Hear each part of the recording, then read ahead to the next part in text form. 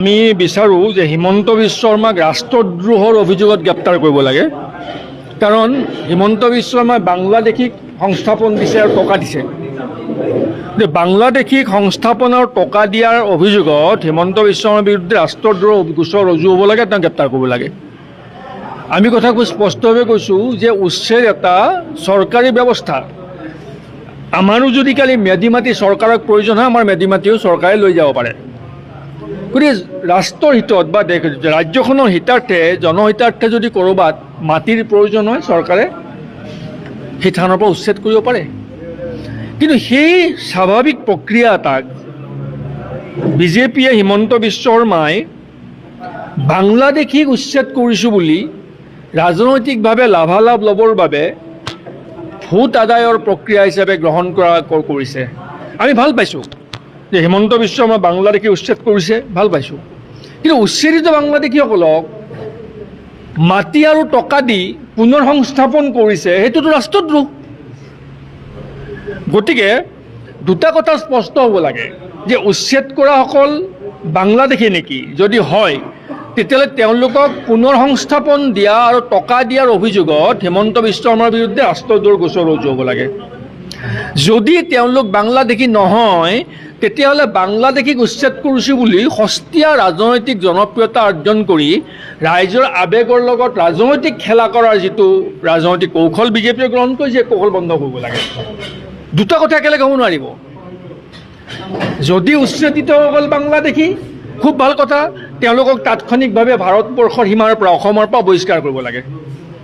যদি তেওঁলোক বাংলাদেশী, তেতিয়াহ'লে সেইসকলক ভাৰতৰ পৰা বহিষ্কাৰ নকৰি ছয়গাঁৱৰ মানুহক উচ্ছেদ কৰিব, নিজ চমৰীয়াত বহুৱাব, গৰুকুটিৰ মানুহ উচ্ছেদ কৰিব, নিজ দলগাঁৱত বহুৱাব, পলাশবাৰীৰ মানুহ উচ্ছেদ কৰিব, উচ্ছেদ কৰি ছয়গাঁৱত বহুৱাব, লগত টকাও দিব। সেইটো কেনেকুৱা বিদেশী বিৰুদ্ধে অভিযান হ'ল? সেইটো কেনেকুৱা জাতি উদ্ধাৰ কৰাৰ সংকল্প হ'ল? গতিকে দুমুখীয়া নীতিটো নহ'ব। হিমন্ত বিশ্ব শৰ্মাই যোৱা 25 বছৰ তেখেতৰ এই বছৰ ৰাজনৈতিক জীৱনৰ মানে শক্তিশালীভাৱে থকা, ক্ষমতাত থকা ৰাজনৈতিক জীৱনৰ ৰূপালী জয়ন্তী বৰ্ষ। এইটো হিমন্ত বিশ্ব শৰ্মা ডাঙৰীয়া ৰূপালী জয়ন্তী বৰ্ষ। 2001 চনৰ পৰা তেখেত নিৰন্তৰ ধাৰাবাহিকভাৱে ক্ষমতাত আছে। এইটো 2025 চন। তাৰমানে অসমৰ একমাত্ৰ ৰাজনৈতিক নেতা, যিজন নেতাই সুদীৰ্ঘ 25 বছৰ কাল ধাৰাবাহিকভাৱে ক্ষমতাত আছে। অসমৰ কোনো নেতাই 25 বছৰ ধাৰাবাহিক ক্ষমতাত নাই, কেৱল হিমন্ত বিশ্ব শৰ্মা আছে। এই 25 বছৰ হিমন্ত বিশ্ব শৰ্মা ডাঙৰীয়াই বহু ৰূপ দৰ্শন দিলে আমাক। এতিয়া তেওঁ কোনটো ৰূপ সত্য, সেইটো অনুধাৱন কৰাটো আমাৰ কাৰণে বৰ কষ্টকৰ হৈ পৰিছে। তেখেতে এসময়ত কৈছিল ৰাহুল গান্ধী ভগৱান কৃষ্ণ সদৃশ, ৰাহুল গান্ধীৰ প্ৰেমত সকলো কৰ্মী মজগুল হৈ থাকে, তেখেত নিজেও মজগুল হৈ থাকে ৰাহুল প্ৰেমত, তাতে সমৰ্পিত। কিছুদিন পিছত ক'লে ৰাহুল গান্ধী ভিলেইন। এসময়ত ক'লে নৰেন্দ্ৰ মোদীক ৰিক্সাৱালা ঠেলাৱালাই চৰিয়াব। এতিয়া কৈ আছে নৰেন্দ্ৰ মোদী বিশ্বৰ শ্ৰেষ্ঠ মহানায়ক। কেতিয়াবা কৈ আছে কোৰাণ শ্বৰীফ বিশ্বৰ সৰ্বশ্ৰেষ্ঠ গ্ৰন্থ। এতিয়া আকৌ মুছলমানৰ বিৰুদ্ধে বিষোদ্গাৰ জাৰি কৰি ঘৃণামূলক বক্তব্য ৰাখি আছে। কেতিয়াবা কয় মুছলমানৰ ভোট আমাক নালাগে, নিৰ্বাচনৰ সময়ত মুছলমানৰ পদূলিয়ে পদূলিয়ে ভিক্ষা কৰি ঘূৰি ফুৰিছে। ইফালে কৈ আছে আমি বাংলাদেশী উচ্ছেদ কৰিছোঁ, জাতিৰ স্বাৰ্থত আমি বাংলাদেশীৰ বিৰুদ্ধে অভিযান চলামেই। পিছদিনাখনে নি তেওঁলোকক বেলেগ এটা ঠাইত সংস্থাপিত কৰি মাটি দিছে, টকাও দিছে। এই বহুৰূপ দৰ্শন হৈ গ'ল। আৰু এই নটংগী, এই ভেলকিবাজিবোৰ বন্ধ কৰক। আমি আকৌ দাবী জনাইছোঁ যে উচ্ছেদিতসকল যদি বাংলাদেশী হয়, তেওঁলোকক তাৎক্ষণিকভাৱে বহিষ্কাৰ কৰিব লাগে। কাৰণ নৰেন্দ্ৰ মোদীৰ প্ৰতিশ্ৰুতি আছিল 2014 চনৰ মে' মাহৰ পাছত অসমৰ সকলো বাংলাদেশীয়ে তালি টোপোলা বান্ধি অসমৰ পৰা যাব লাগিব বুলি কৈছিল নৰেন্দ্ৰ মোদীয়ে। কেইজন বিদেশী তালি টোপোলা বান্ধি গ'ল। গতিকে মূল বিষয়ৰ পৰা আঁতৰি থাকিলে নহ'ব। হিমন্ত বিশ্ব শৰ্মা ডাঙৰীয়াক জনাব বিচাৰিছোঁ, যদি তেওঁলোক বাংলাদেশী হয়, খুব ভাল কাম কৰিছে, এই প্ৰশংসা কৰিম। অসমৰ পৰা খেদি দিয়ক, ভাৰত বাংলাদেশ সীমান্ত পাৰ কৰাই দিয়ক। যদি বাংলাদেশী হয়, কিন্তু যদি হিমন্ত বিশ্ব শৰ্মাই তেওঁলোকক সংস্থাপন দিছে, টকা দিছে, তেতিয়াহ'লে হিমন্ত বিশ্ব শৰ্মাৰ বিৰুদ্ধে ৰাষ্ট্ৰদ্ৰোহৰ গোচৰ ৰুজু হ'ব লাগে। আৰু যদি বাংলাদেশী নহয়, তেতিয়াহ'লে উচ্ছেদৰ নামত ৰাজনৈতিক মুনাফা ল'ব নালাগে, ৰাজনীতি কৰা বন্ধ কৰিব লাগে।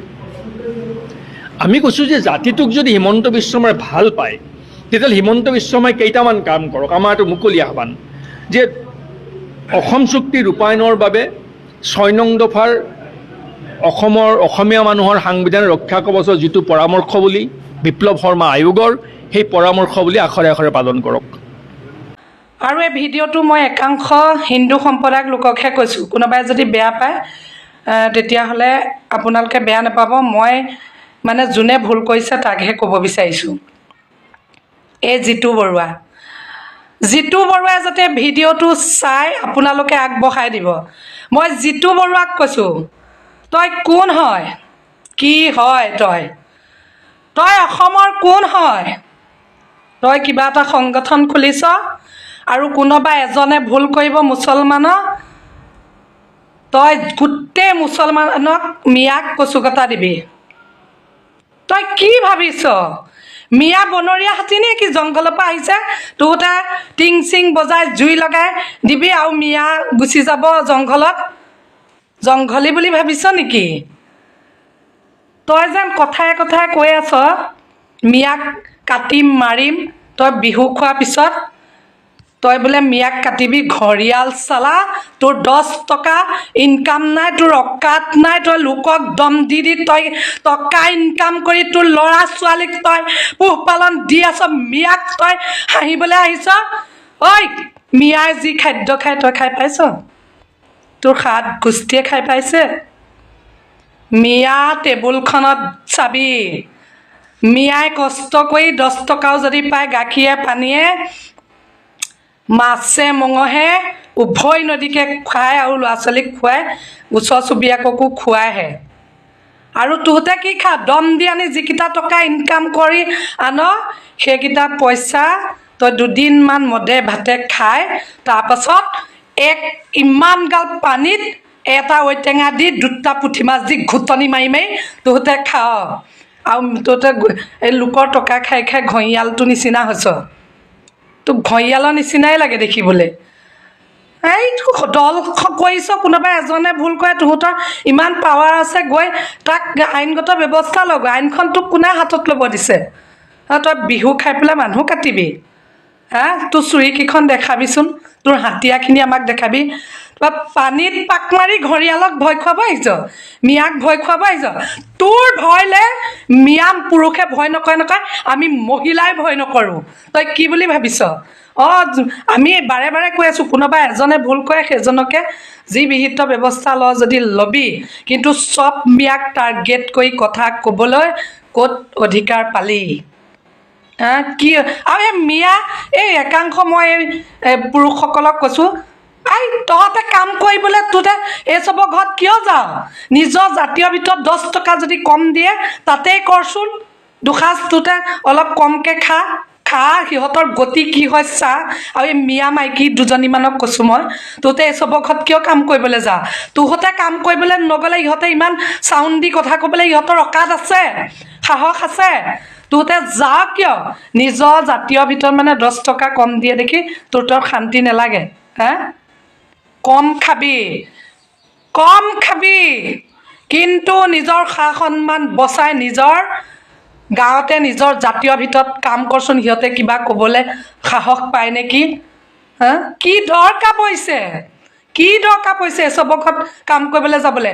গম পাই যাব তেতিয়া, সিহঁতৰ মাজতে লাগিব, ৰামায়ণ মহাভাৰত হৈ যাব, তেতিয়াই গম পাই যাব সিহঁতৰ শত্ৰু কোন হয়। মিয়া হয়নে জিতু বৰুৱা নেকি? সেইডাল হয়। তেনেকুৱা দল সংগঠনকেইটাই হয়। সিহঁতকতো 10 টকাও হিন্দু সম্প্ৰদায়ৰ লোকক বেলেগ ওচৰ চুবুৰীয়া কাৰোবাক দিব। জিতু বৰুৱা, তই যদি সঁচা প্ৰকৃতি ভাল মানুহ তেতিয়াহ'লে তইতো এই বিহুত ওচৰ চুবুৰীয়া মানুহক তোতে কাপোৰ কানি দি পিঠা পোনা দি চাউল পাত দি পেলাই সহায় কৰি দেচোন। 10 মানুহক সহায় কৰচোন চাওঁ। মিয়া পোকত আঙুলি ভৰাই থকাতকৈ ভাল কাম কৰচোন। তোহঁতক তেতিয়া ৱেলকাম জনাব মানুহে। তোহঁতক ভাল পায় বুলি ভাবিছ? তোহঁতৰ হিন্দু সম্প্ৰদায়ৰ মানুহে নিজৰ জাতীয় ভিতৰত কি হৈছে, কাৰ কি অভাৱ হৈছে, কোনে কি কষ্ট কৰি আছে সেইটো চকু ফুৰাব নোৱাৰা। আমাৰ মুছলমান মিয়া মুছলমান সোপা দেখিছ, কাৰোবাৰ এঘৰত যদি এটা বেমাৰ আজাৰ হয় চব দল পাতি টকা পইচা উঠাই হ'লেও নাৰ্ছিং নিহক, চিভিলত হস্পিটেলত নিহক, তেওঁলোকক সহায় কৰে। তহঁতৰ এনেকুৱা একতা আছে। খালি বেয়া পাওঁ এই তহঁতৰ মানুহৰ ঘৰত কাম কৰিবলৈ যোৱাটো বেয়া পাওঁ আমি, বুজিছ। আমিও দল সংগঠন কৰিছোঁ এনেকৈ, আমি মানে কি সকলো জাতিক এজনে ভুল কৰাৰ পিছত গোটেই জাতিটোক আমি ধৰি পেলাই গালি নেপাৰোঁ। চালা 3টা লেটাৰে খুব প্ৰাধান্য পাইছে। এটা হৈছে টি, এটা হৈছে এ আৰু এটা হৈছে এক্স।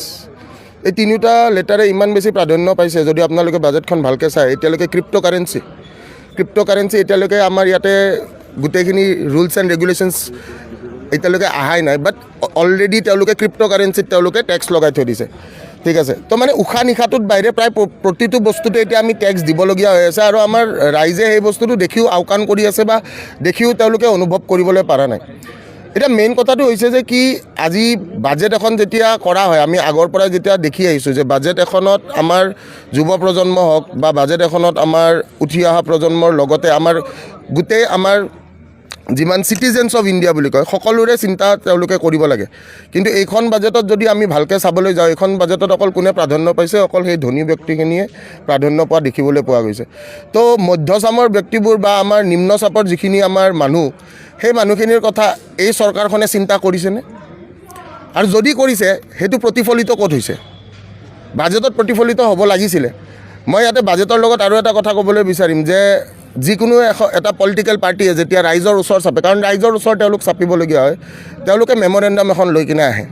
সেই মেমৰেণ্ডাম বা সেই মেমৰেণ্ডামৰ তেওঁলোকে কিমানখিনি এতিয়ালৈকে ইমপ্লিমেণ্ট কৰিবলৈ পাৰিছে। তো সেইখিনিয়ে ক'বলৈ যাম যে মই বাজেটক লৈ খুব বেছি ইমান এতিয়া এইটো কাৰণে নকওঁ, কাৰণ আগন্তুক আহিবলগীয়া দিনত ৰাইজে সেইটো নিজে গম পাব যে তেওঁ আপোনাৰ দৃষ্টিত টেটু চেপা খাব সকলোৱে। নাই, টেটু চেপাটো খোৱাটো খাটাং, খালি সেইটো কি শ্ল' পয়জন টাইপ হৈ আছে, যিহেতু মানুহে এতিয়া উপলব্ধি কৰিব পৰা নাই। যেনেকৈ এতিয়া মদ, ভাং, বিড়ি, চাদা, চিগাৰেট সকলোৱে খায়, যিমানখিনি মানে খোৱা মানুহ আছে, সকলো বুলি নকওঁ, 90% বুলি ক'ম, 10% এতিয়াও বাকী আছে। তেওঁলোকে জানে যে তেওঁলোক মৰিব বা তেওঁলোকৰ এটা দুৰাৰোগ্য হ'ব পাৰে, ষ্টিল খাই আছে। তো সেই ছেইম কথাটোৱে যে শ্ল' পয়জন টাইপ কাম কৰিব, এটা মানুহ গম পোৱা নাই, উপলব্ধি কৰা নাই, হ'লে কিন্তু হাহাকাৰ লাগিব। অসমৰ কাৰণে কিবা এটা স্পেচিয়েল থকা বুলি আপুনি ভাবে নেকি? কেৱল নামৰূপৰ বাবে কাৰখানাৰ বাবে অকণমান কিবা কৰিছে, আনএমপ্লয়ৰ বাবেতো অসমত একোৱেই নাই। আপোনাৰ দৃষ্টিত কিবা এনেকুৱা পাইছে নেকি? মই যিহেতুকে আনএমপ্লয়মেণ্টৰ লগত জড়িত হৈ থকা মানুহ, মই এই সিদিনাখনো মই এই কথাষাৰ উত্থাপন কৰিছোঁ যে অসমৰ আজিৰ ডেটত প্ৰত্যেক বছৰে প্ৰায় 15 লাখ ষ্টুডেণ্ট পাছ আউট হয়, প্ৰায় 15 লাখ অল অভাৰ আছাম। আমাৰ গোটেইকেইটা ডিষ্ট্ৰিক্ট মিলি যদি আমি চাবলৈ যাওঁ, প্ৰায় 15 লাখমান ষ্টুডেণ্ট এভৰি ইয়াৰ তেওঁলোক পাছ আউট হয়। হয়তো তেওঁলোকে ডিগ্ৰী পাছ কৰে, নহয়বা তেওঁলোকে ধৰক আপোনাৰ মাষ্টাৰ্ছ পাছ কৰে, বা তেওঁলোকে কিবা নহয় কিবা এটা ডিগ্ৰী প্ৰপাৰলি পাছ কৰি যাতে তেওঁলোক এলিজিবল হয় ফৰ এমপ্লয়মেণ্ট। এতিয়া 15 লাখ আমি ধৰি ল'লোঁ 10 লাখে হ'ল, 10 লাখ মানুহ আৰু 20,000 চাকৰি। তো ৰেচিঅ'টো তাতে মানুহে নিজে বুজি পাব যে ৰেচিঅ'টো। চৰকাৰে কিন্তু দাবী কৰে বহুত এমপ্লয়মেণ্ট কৰিছে। চৰকাৰে 1 লাখ দিছে বুলি দাবী কৰে। এতিয়া তাৰে মই প্ৰত্যেকটো সদায় কৈ আহিছোঁ, তাৰে মই নিজে জানাত আমাৰ এই গোটেই এইখিনি এৰিয়াত মানে যিহেতু জালুকবাৰী সমষ্টি আছিলে, এতিয়াহে সমষ্টি জালুকবাৰী নহয়, তো জালুকবাৰী সমষ্টিত মই জানাত আৰু কেলফদুৱা কিছুমানে এতিয়া চাকৰি কৰি আছে, ঠিক আছে, বহুত আছে, ঘৰে ঘৰে চাকৰি দিছে। সেইখিনি সমষ্টিটো নিজৰ বুলি সেইকাৰণে এটা গৌৰৱ কৰিব পাৰে। কিন্তু ইয়াতে বহুত এনেকুৱা আছে যোনে চাকৰি সামগ্ৰিকভাৱে আচলতে হোৱা নাই। যিটো নিকা নিযুক্তিৰ কথা কৈ থাকে, নিযুক্তি দিব পাৰে, 1 লাখ নিযুক্তি দিব পাৰে, ঠিক আছে। 1 লাখ নিযুক্তি আপোনাৰ টোটেল কিমান বছৰত 1 লাখ নিযুক্তি দিলে? 5 বছৰত 5 বছৰত 1 লাখ নিযুক্তি দিলে, বছৰত 20,000। এতিয়া বছৰত 20,000কে ধৰিব পাৰি আমি। বছৰত যদি 20,000কে, তাকো কিমানটা নিকা দিছে, সেইটো এটা ডাঙৰ প্ৰশ্ন। আৰু সেইটোৰ কাৰণে জেলো খাটি আহিলোঁ, কাষ্টাডিও খাটি আহিলোঁ, আপোনালোকে আগতেও নিউজ কৰিছে। তো প্ৰকৃত সত্যটো প্ৰকৃত সত্যই, ঠিক আছে। মাজতে অকণমান কথা এটা সুধিছোঁ, যেতিয়াই আমাৰ ধৰক কিছুমান যুৱক লগ পাওঁ, তেওঁলোকে কয় যে ভিক্টৰ দাসক লগ পালে ক'ব যে সামাজিক মাধ্যমত তেওঁ কিয় বেয়া কথা কয়, বেয়া শব্দ কয়। আচলতে বেয়াটো বন্ধ হ'ব নালাগে নেকি? আপোনাৰ দৃষ্টিত নালাগে? মই এটা কথাই কওঁ, সামাজিক মাধ্যমত বেয়া শব্দ বা বেয়া ব্যৱহাৰ সেইটো মোৰ পাৰ্চনেল খুব হয়। যদি কোনোবাই যদি চৰ্চা কৰিবলৈ বিচাৰিছে, তেওঁলোকে TRP লৈছে, আপোনালোকেও TRP লৈছে। আপোনাক সুধিব দিয়াৰ কাৰণে মই এই কথাটোৱে কৈছোঁ, আপোনালোকে এইটো TRP লৈছে। আপোনালোকে যদি মোক পিকচাৰাইজ কৰি TRP পাইছে পাব দিছোঁ, মোৰ সেইটোত একো প্ৰব্লেম নাই। সেইবিলাক অকণমান বাদ দিলোঁ। এনে সোধে যে তেখেতে ইমান ভাল কথা কয়, ইমান ভাল কথা কয়, মাজতে বেয়া কথা কৈ দিয়ে। যাৰ কাৰণে আমি শুনক, মোৰখিনি শুনক, যাৰ কাৰণে আমি গোটেই বিল ভালকৈ চাব নোৱাৰোঁ। আচলতে আগলৈতো নকয় বুলি আপুনি প্ৰতিশ্ৰুতি দিব নেকি? নাই, মই আগলৈ নকওঁ বুলি প্ৰতিশ্ৰুতি কেতিয়াও নিদিওঁ। এইটো কাৰণে প্ৰতিশ্ৰুতি নিদিওঁ, যেতিয়াই ধৰক দুৰ্নীতি হৈছে, মই দুৰ্নীতিৰ বিৰুদ্ধে মাত মাতিছোঁ। এতিয়া গালি পাৰিব আপোনাৰো মন যায়, খালি আপোনাৰ ভয় আছে, আপুনি পাৰিব নোৱাৰে। বস্তুটো বুজি পাইছেনে নাই? গালি পাৰিব চবৰে মন যায়, খালি চবে পাৰিব নোৱাৰে। কথাটো বুজি পাইছে? গালিৰে সমস্যাৰ সমাধান হ'ব? গালিৰে সমস্যাৰ সমাধান হ'ব বুলি মই নাভাবোঁ, কিন্তু গালিৰে মই শান্তি পাইছোঁতো, মই নিজৰ শান্তিটো বিচাৰিছোঁ। মানসিক শান্তিটো বেছি ইম্পৰ্টেণ্ট। কাৰণ আজিৰ যুগত মানুহে যেতিয়া আপোনাক ধৰক পিকচাৰাইজ কৰি কিনে বা আপোনাক যদি এটা অবজেক্ট বনি বা মই যদি আপোনালোকৰ ভাষাত ক'ব যাওঁ, এটা কণ্টেণ্ট হিচাপে যদি আজি ভিক্টৰ দাসক ল'বলৈ চেষ্টা কৰিছে, সেইটো TRPৰ কাৰণে চেষ্টা কৰিছে, বেলেগ একো চেষ্টা কৰা নাই। আৰু যিখিনি মই কৰি আছোঁ, যিখিনি আগন্তুক দিনলৈকে যিখিনি কৰি যাম, মই মাত মাতি গৈছোঁ যিখিনি দুৰ্নীতি। আৰু দুৰ্নীতি অকল মোৰ লগত হোৱা নাই, অকল ভিক্টৰ দাসৰ লগত দুৰ্নীতি হৈছে নেকি, গোটেই সমাজৰ লগত দুৰ্নীতি হৈ আছে। ক'ব সকলোৱে বিচাৰি আছে, ক'ব পৰা নাই। মনত ক্ষোভ আছে, কিন্তু ক্ষোভটো তেওঁলোকে ব্যক্ত কৰিব পৰা নাই। সেইকাৰণে মোৰ কমেণ্ট ছেকশ্যনত আপোনালোকে চাব পাৰে যে ভিক্টৰ দাসে 1000 গাড়ী পাৰিলেও কমেণ্টত এইটোৱে থাকে যে ভিক্টৰ দাই ঠিকে কথা কৈছে। এজন মানুহৰ জীৱনত ঘটি ৰখা টকা পইচা ধন সম্পত্তি বেংক বেলেঞ্চ যদি মুহূৰ্ততে শূন্যও হৈ যায়, মনত ৰাখিব মানুহজনৰ জীৱনৰ একো ক্ষতি হোৱা নাই। কাৰণ মানুহজনে ইচ্ছা কৰিলে টকা পইচা ধন সম্পত্তি পুনৰ গোটাই ল'ব পাৰিব। কিন্তু এজন মানুহে যদি বেয়া সংগৰ প্ৰভাৱত পৰি দিন ৰাত পাৰ্টি কৰি মদ খাই নিজৰ স্বাস্থ্যটো বেয়া কৰি পেলাই, মনত ৰাখিব মানুহৰ জীৱনৰ কিবা নহয় কিবা এটা তেওঁ ক্ষতি কৰিছে। কিন্তু সেই একেজন মানুহে এই সংগৰ প্ৰভাৱত পৰি দিন ৰাত মদ খাই পাৰ্টি কৰি নিজৰ স্বভাৱ বেয়া কৰি পেলায়। মদ খোৱা, বেয়া কাম কৰা, বেয়া অভ্যাস লোৱা, বেয়া বন্ধুৰ লগত থকা, এইবোৰ যদি অভ্যাসলৈ ৰূপান্তৰিত কৰি লয়, মানুহজনৰ চৰিত্ৰ যদি বেয়া কৰি লয়, মনত ৰাখিব মানুহজনৰ জীৱনৰ সকলো শেষ হৈ গৈছে। কাৰণ মানুহজনৰ জীৱনৰ পৰা যদি বেয়া অভ্যাসবোৰে ভৰি পৰে, চৰিত্ৰ যদি হানি হৈ পৰে, মানুহজনৰ কোনো সন্মান নাথাকে। সন্মানৰ অবিহনে এজন মানুহ কেতিয়াও আগবাঢ়িব নোৱাৰে। আজি আমি ভোগালীৰ আনন্দত সকলো আনন্দিত হৈ আছো। আজি এবাৰ নিজক চিকুটি চাওকচোন, আপুনি ভোগালীৰ দিনা কি কৰি আছে? আজি নিচাত মগ্ন হৈ যদি আপুনি আজিও ৰাস্তাই ঘাটে পৰি আছে, ভেলাঘৰৰ সেই নিচাত মগ্ন হৈ যদি আপুনি হাজাৰজন মানুহৰ ওচৰত নিজৰ চৰিত্ৰ হানি কৰিছিল, মনত ৰাখিব আপুনি কি ক্ষতি কৰিছে জীৱনত। বেয়া বন্ধু, বেয়া সং, মদ মাংস, পাৰ্টি, এইবোৰেই জীৱন নহয়। অসমীয়া ভোগালী বিহুটো সঁচাকৈ অৰ্থ থকা বিহু। এই ভোগালীৰ বিহুৰ দিনা আনন্দ কৰিবলৈ কৈছে আমাক, আনন্দত আত্মহৰা হ'ব কৈছে। মদ খাই ডিঙিলৈকে এসোপামান মদ গিলি নিচাত মগ্ন হৈ আনক গালি পাৰা, আনৰ লগত কাজিয়া কৰা, আনক ক্ষতি কৰিবলৈ শিকোৱা নাই। ইয়াৰ পৰা লাভ কাৰ কি হৈছে? টকা পইচা খৰচ হৈছে, আপোনাৰ একো লোকচান নাই, ঘটি ল'ব। লিভাৰ কিডনীবোৰ যে বেয়া হৈছে, জীৱনৰ অলপ ক্ষতি হৈছে। আৰু সমাজখনৰ ওচৰত যে নিজক মদপী বুলি চিনাকি দিছে, আপোনাৰ সন্মানকণ শেষ হৈ পৰিছে। বিহুৰ দিনা সকলোকে ভোগালী বিহুৰ শুভেচ্ছা দিয়াৰ লগতে এইটো কথাও কৈছোঁ, জীৱনৰ পৰা টকা পইচা হেৰাই যাওক, হেৰাই যাব দিয়ক, কিন্তু সন্মান আৰু চৰিত্ৰ কেতিয়াও হানি হ'ব নিদিব। এইটোৱে মানুহজনক ব্যক্তিত্বৰ পৰিচয় দিয়ে। আচলতে মহাপুৰুষ শ্ৰীমন্ত শংকৰদেৱৰ পিছত, মাধৱদেৱৰ পিছত মোৰ বিশ্বাস নহয়, অসমে মানিছোঁ আৰু সদায় মানি যাম, এজন এনেকুৱা মহাপুৰুষ অসমখনে পালে যাৰ নামেই আছিল জুবিন গাৰ্গ। চ' তেখেতৰ আশীৰ্বাদ ডেফিনেটলি অসমখনত আজীৱন থাকিব, কিন্তু তেখেতক আৰাধনা কৰাৰ দায়িত্ব আৰু তেখেতক পূজা কৰি যোৱা সেই ধৰ্মটো যাতে ভালকৈ পালন কৰোঁ, সেইটোৱে যাতে আমাক ঈশ্বৰে যাতে আমাক শক্তি দিয়ে, আমাৰ অসমীয়া জাতিটোক। আৰু তেতিয়া অসমীয়া জাতিটোৱে চাগে আহিবলগীয়া প্ৰজন্মক তেখেতক জীয়াই ৰাখি তেখেতৰ আদৰ্শৰ প্ৰত্যেকটো কথা মানি নতুন চামক, নতুন প্ৰজন্মক যাতে ভাল দিশত লৈ যাব পাৰে, সাহস পাম। আৰু সেইটোৱে হোৱাটো মোৰ বিৰাট মানে হেঁপাহ চাবলৈ, যিমান দিন জীয়াও। নৱপ্ৰজন্ম লাগে, নতুন যুগৰ নৱপ্ৰজন্ম, নতুন যুগৰ, জুবিন দেশৰ আমি নতুন প্ৰজন্ম, নতুন মানুহ কিন্তু আমি এতিয়া। আগৰ কেইজন গ'ল, মই নিজকে আগৰ মানুহজনক হেৰুৱালোঁ আজি। হেৰুৱালোঁ নহয়, গুচাই পেলালোঁ মনৰ পৰা।